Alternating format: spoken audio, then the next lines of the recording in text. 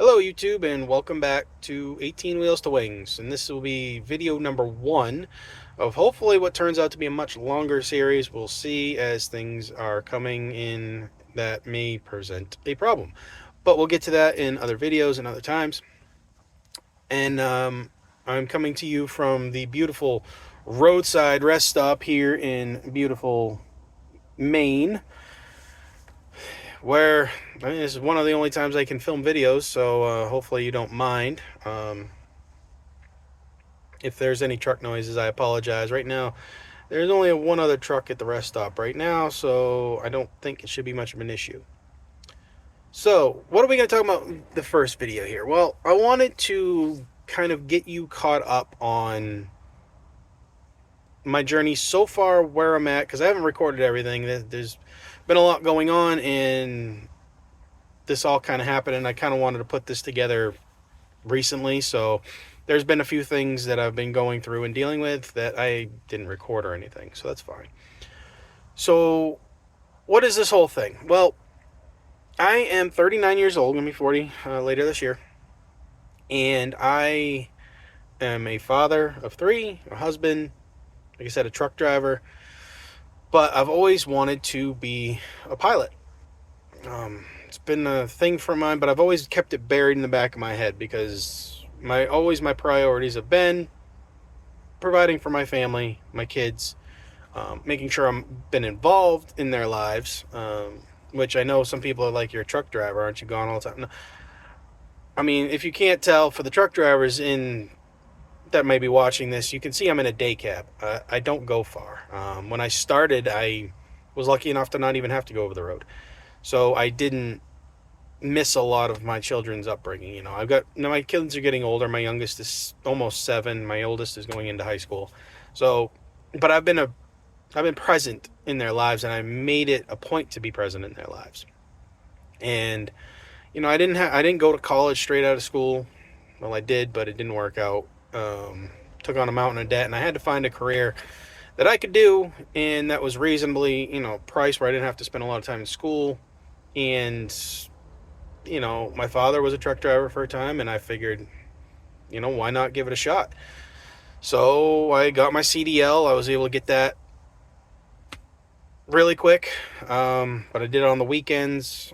It took time, but I got it done actually faster than the school had even thought I was going to get it done. They didn't reimburse me any money, though. That was ridiculous. But and then I've been doing this 10 years, a little over 10 years now, and it's been a fine career. It's afforded me the ability to purchase a home with my wife 8 years ago. Give my kids and my family a stable life. I don't make bad money. I don't make great money. It's okay career, but it's not what I wanted to do. All the time. It's not what I want to do permanently. It's not a career choice that I would have ever set out for myself. So recently, or over the last year or two, I should say, the idea of becoming a actual commercial pilot started creeping into my brain again, and why not? Why couldn't I do that? So I decided to start looking into it. So a little over a year ago, I really started doing the research. Okay, what does it take to become a commercial pilot? How much does it cost? Where do I go to school for that? Just all the things that you would start out asking to get into a career like that. So obviously the school thing was the first thing. Where do you go to school for this? How do you learn to do this? And then I started down the rabbit hole. For anybody that's been researching these things or involved in it or has been in it, there's so many directions, and it's not clear which way you go. What is part 141? What is part 61? What why do I need a bachelor's degree? Or what is this ATP program? There's so many avenues, and there's nothing that clearly defines what you should do, where you should go, how you should do it. So that immediately was overwhelming. I'm like, holy cow, there's not just a certain direction you go, and And then, you start researching it more. Okay, now there's stages to this. Okay, you need your private pilot's license first, and then you need to get an instrument rating, and then your commercial license. And then you think, okay, well, commercial license, all right, cool. But then you realize, oh, well, you don't really get, the best paying jobs or fly for the best companies or, become an airline pilot at that rating. Then there's ATP, but that's 1,500 hours of flight training. Like, wow, there is a lot more to this than I thought. But that's okay. I'm not dissuaded at all. I'm not turned away from it, I guess you could say. So I started looking, okay, well, what schools are near me? What are my options, How much is this going to cost? So, I found there's a local, a state university near me that offers a full bachelor's in aviation program. $120,000 later, 4 years later, you get a bachelor's degree and 250 hours with a commercial license. Okay, that's a good starting point, I guess, when I'm researching all this. Apologize for the camera shake. So what others? Well, and that was a part 141 that I learned. Okay, so what's this part 61 that I read about? Okay, well, that's your mom and pop private schools. Okay, so I started looking at those, and there's a couple in my area. There isn't really that many, actually. I mean, I live in Maine, so, we're already secluded as it is. There's plenty of airports, but not plenty of schools. So there was one in Brunswick. There was one in Portland at the time. They've since moved. There's one in Sanford. And I mean, I'm talking just the ones that are relatively close to me, not, a million miles away where I'm going to have to drive forever. And I'll get to why that's important later. So, okay, well, I start, going to the websites of these schools, start, calling around, getting prices, getting ideas.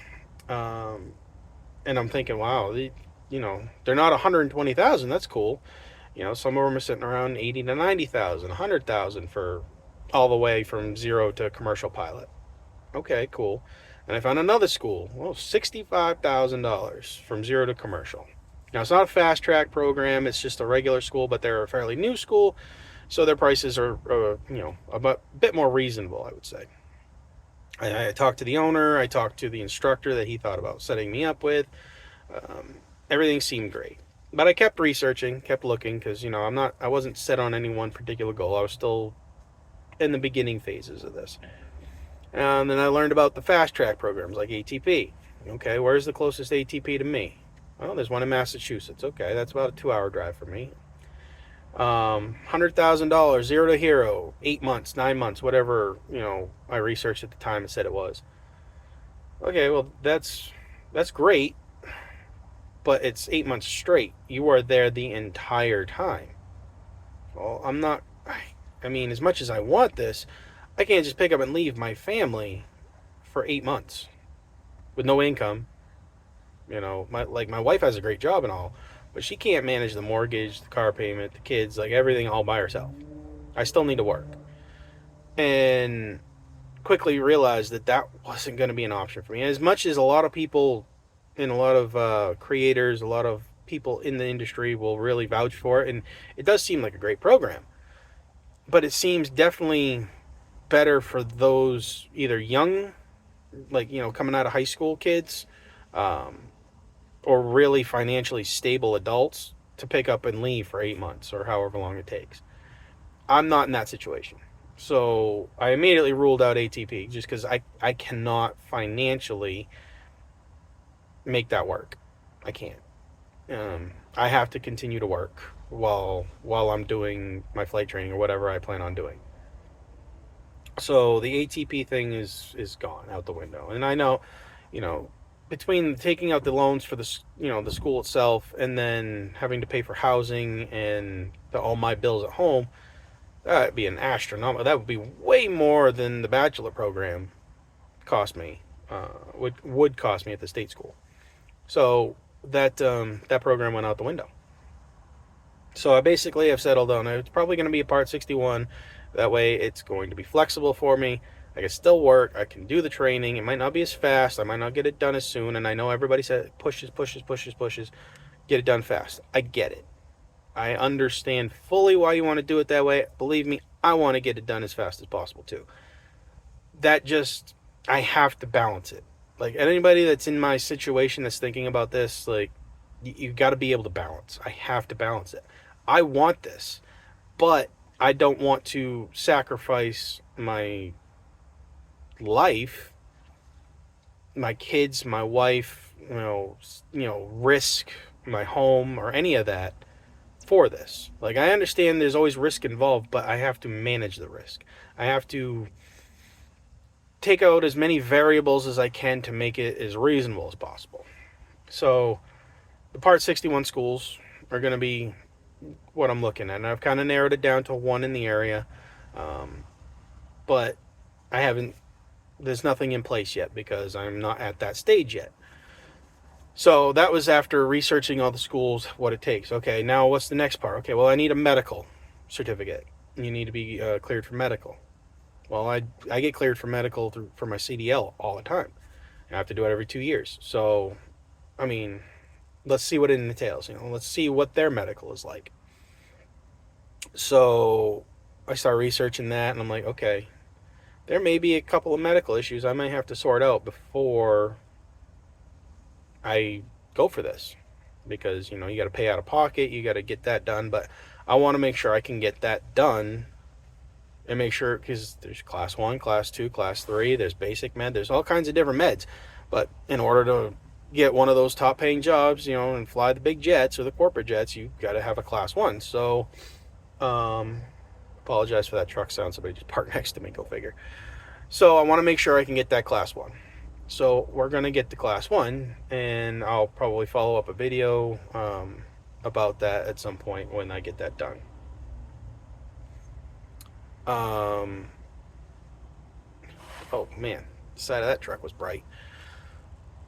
So I started looking into the medical thing, and then I had to start working with my doctors. So this was probably, I started this over a year ago, started the basic part, and then I started dealing with the medical issues probably late spring, early summer last year, 2023.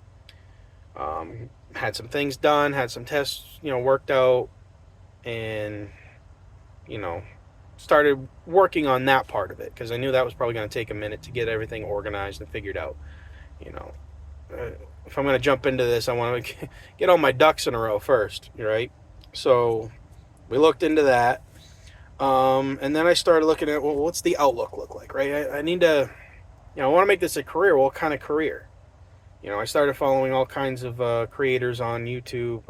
Obviously, Fly with Trent was one of them. The Pro Pilot Podcast I started following, Fly with Owen, Gear Down, just any number of creators I just started following. And if you couldn't tell by some of the channels I just mentioned, I really started being really intrigued by corporate flying, flying the smaller jets. I'm not ruling out airlines if that works out by any means. Obviously the pay is phenomenal, if you can get into one of the legacy carriers or what have you. So I haven't ruled that out.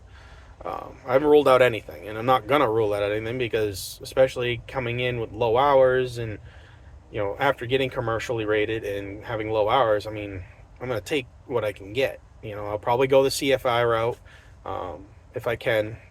That's the plan, right? That's the goal. You got to set a plan. That's the plan right now. CFI, double I, MEI if I can, and work that for a while, build some hours. But corporate seems to be the way I'm leaning. I really like that lifestyle seems more my speed. And I get it. There's not every job's created equal. Whether it's the airlines, whether it's corporate, whether it's charter, whatever. Every job's going to be different. There's going to be pros and cons to all of them. I've been weighing the pros and cons to all of them. But corporate just seems more my speed. I like more things about it than I dislike. Versus the airlines, there's more things I dislike than I like. Obviously, pay is a huge one. And a lot of people will lean on the pay heavily. Like, oh, you're missing out on all this... you're missing out on all this income opportunity if you don't go to the airlines. Even the career 2.0 guy like me coming in, say if I finally get to APT status by the time I'm, say, 44, 45, I still got plenty of years left to build seniority in an airline and make all kinds of money. But it can't be about that all the time. Like, you could still make really good money in a corporate operation, or even a charter operation, and be happy, and that's what I'm looking at. Like, any of these job fields are going to put me in a position where I'm making way more money than what I'm doing now. And the truck drivers in the comments or that watch this will probably say, well, you can make plenty of money, if you own your own truck or if you do this. I get it. Believe me, I get it. Like, I've been doing this over 10 years. I've looked at all the jobs. I've done a bunch of different jobs, from grocery to, line haul, LTL, hazmat stuff. Like, I haven't done flatbed, and I didn't go OTR. And I know you can make money OTR. But again, it's that work-life balance. I don't want to sacrifice my family life for my work life. So, ruling out the stuff that I won't do in trucking, and I'm already getting sick of it anyway. For those of you that been on the roads at all, the phone usage, the complete lack of respect for everybody on the road, getting cut off constantly, avoiding accidents all the time. I'm just getting so tired of it. So tired of it. And, I feel like a lot of truck drivers will agree with me. It's a war zone out here now.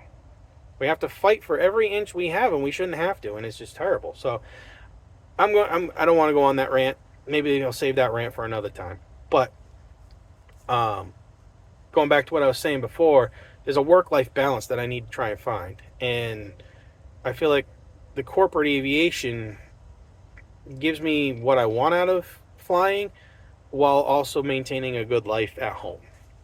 Looking at a lot of corporate or charter operations, they have the 7 on, 7 off schedule typically, or 8 on, 6 off, or however, some variation of that. And I can do that. I've been away from home driving before. Regardless if I'm in day cab now or not, I've been away from home. I can deal with that. My family can deal with that. Because you're gone a week, okay, but then you're home a whole week. And they're going to usually better destinations typically. Obviously not always. There's always exceptions. I'm not saying this is every operation ever. But from what I've seen, what I've read, what I've looked at, all the research I've done over the last year into these different things, the corporate world seems more my speed. But you never know. Airlines could be good too. I don't like the idea of the changing schedules month to month, and bidding and the seniority thing. And I know seniority is going to be across the board no matter where I am in aviation. And it's been that way similarly in trucking as well. A lot of companies are seniority based, and whatever. Okay, that's fine. But having to be a reserve pilot for the airlines, or having to go regionals before majors, and, the potential to be furloughed, and having the worst, having so many legs during a week, and like I said, your schedule changes every month, and you had to bid on it. Hopefully you get your, the flights you want, and there's just a lot to be desired there. So that's where I'm at with that. That's the kind of the direction I'm leaning. If you have any insight into any of what I've just said, please feel free to leave it down below in the comments. Tell me how much of an idiot I am, or tell me how much, my plan's stupid, whatever. I'm open to everything. I'll listen to it. Well, maybe I won't listen to it. I'll read it. I might not listen to it, but just let me know. I'm all ears. I'm trying to learn as much of this industry as I can, and it's hard because I don't really know anybody in the industry. I know one person through my wife's boss, who owns his own airplane. So it's a small plane. I think it's a Cessna. But other than that, like, nobody I know that knows anybody is in aviation. Like, yeah. So, I'm going into this having to use Google a lot, and YouTube, and trusting what I'm reading and seeing, that what the decisions I'm making are correct. If at any point you think I can make a trajectory correction, please let me know. So I've done that. I've done all that research. I've got kind of an end goal now. I've even looked at a company that's nearby that looks really appealing once I get the hours built. So I've got all that mapped out in my head. Obviously, things change, things go awry, things happen, whatever. We'll deal with it when the time comes. But right now, it's just getting to the point where I get my medical and I get training. And then that brings up the last hurdle that I'm trying to face, and that is, how am I going to pay for this? Like, anybody that's been in this situation or wanting to get into this, when you see how much it costs, it's kind of crazy, right? Right? Like, it's not crazy. It makes sense when you break down the numbers. I get it. I get the cost of the airplane, avgas and whatnot. It's not cheap. Like, obviously, you got to pay your instructors. Like, those things have to happen. I get it. I'm not judging the prices necessarily, but I'm judging how you can finance it, right? So when I started looking into it, well, it's not a traditional school. So it doesn't, most of the opportunities don't qualify, especially Part 61, don't qualify for student loans, traditional student loans like Sallie Mae, whatnot. So the only ones that do are Part 141 schools like ATP or like the state university I was mentioning. Well, that's a problem. I don't have that kind of money. Like, I am not I'm financially stable to the point where I can afford my basic, cost of living. I can feed my family. I can pay for my bills. But I don't have the extra, right? Like, I don't have that extra. That's why I have to continue to work full time while I'm doing this. So where's this money coming from? Sorry, these seats are not comfortable. So I started looking more into it, and then I saw there was one school that I was looking at that offers a financing program through a place called Stratus, and I started looking into that, and I'm like, whoa, interest rates 20 plus percent. Like, I can get credit cards way cheaper than that as far as interest rates go. Holy cow, I don't want to do that. Who would want a loan like that? I guess if it pays for school, get you going, sure, but holy cow. I'm making those payments. That's a huge payment to make when you start talking about financing even on the cheaper end, $65,000+. That payment's huge. And so I contacted my bank, started looking at my bank and seeing what options they have. Not much. So it really boiled down to that, the school financing that they offered, or like a home equity loan. Okay, well, I can do that. I do have some equity in my house, which is good. More than some. The way the housing market, especially in my area, went, my house value went through the roof a couple years ago, and it was pretty cool to see that. Obviously, I wasn't going to be selling anytime soon, so the house value didn't really matter to me much, but it was cool to see. But that was really my only option, like a home equity line of credit or whatever, and then get at least a better interest rate on a finance job, whereas I'm not paying cash. So that's more likely the direction I'm going. Although, I have a wife. She's invested in our family and in this house, and she's financially responsible for everything too. So I can't just overrule her if she decides that she's not comfortable with me going that route. I can't just say, well, I'm doing it anyway. It's our money, it's our house, it's our family. I can't just do that. So that's still up in the air, still working on that. And then I was like, well, my retirement that I've got building up, could use that. Because that's what I did actually when I went for my CDL, the company I had been working for. I built up retirement. The school that I went to qualified for a withdrawal of my retirement without penalty. Well, there was the early withdrawal penalty, but it was a reason. How they have reasons to take out the money. So it qualified. So I used my retirement to pay for my CDL, because the way I figured, I'm going to make more money driving truck than I am at this current job anyway, so I should be able to build back that retirement no problem. Well, that was in my mid-20s. I'm almost 40 now. Much closer to retirement now than I was then. So now that's a real thing to think about. The other problem is flight school is not covered, or is not one of the reasons for my retirement plan that I can withdraw the money. It has to be an accredited school, university, what have you. So I don't even know how I would have access to it. So that plan kind of went out the window. Because, while I couldn't pay for the full amount with my retirement funds, I could get through quite a bit of it with my retirement funds. And I was looking at it in the same sense that I did before.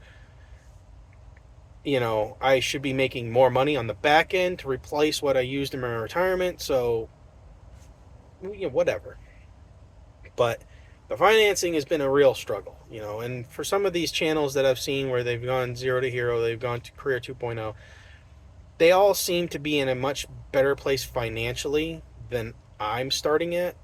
And that's not to say that they're wrong or I'm not putting them down. I'm not making any less of what they've done. They're very inspirational. They're very, like, especially from the age aspect of it, is making it seem more feasible anyway. So I'm not knocking anything that they're saying in any sense of anything. All I'm simply saying is some of these channels, like Fly with Trent, he seemed to be in a much more stable financial situation than I currently am. He just, you know, he was an entrepreneur, business owner, all those things. He was able to move his family, like, and go to the fast track thing where he was able to get it all done real fast. And I can't afford that. He could clearly, which is great for him. I mean, it was perfect. And a lot of people seem to go that route. And if you can, do it. If I could, I would. But I am in a different situation. I can't not work. I have to continue working, which is obviously going to make training slower, but I mean, a path is a path. To get to where I need to go, I'm going to take the path available to me, the one that I can take. Sorry if I keep squinting. It's very bright outside right now. Shouldn't complain, you know, coming out of winter in Maine, I shouldn't complain at all. But anyway, so, you know, we're coming up on 26 minutes into this video. I keep jabbering on, but I wanted to catch you up to speed on me, where I'm at, what I've done, what I've looked at, all the variables that I've taken into account so far. You know, there's obviously way more to think about, but I'll shoot some more videos talking about more specific details, items. I'll get a video out about the medical journey, the trip to the AME, which I got coming up, how that went, how that's going to go. I'll do more detailed video on the school that I'm looking at, with a price breakdown and what I'm thinking about doing as far as all that goes. And, you know, maybe I'll do some other videos and some stuff. Maybe I'll do some trucking videos, you know, just to tie it together. Because, again, this channel is called 18 Wheels to Wings. I'm trying to go from these 18 wheels to the sky. So, you know, we'll see how it works out. But hopefully you continue this journey with me. Again, this is as much for me as it is for you or anybody watching. To really just kind of show what it's like in somebody with my situation trying to get to that point. So hopefully you take something out of it, and hopefully I get something out of it too. But until the next video, see you later.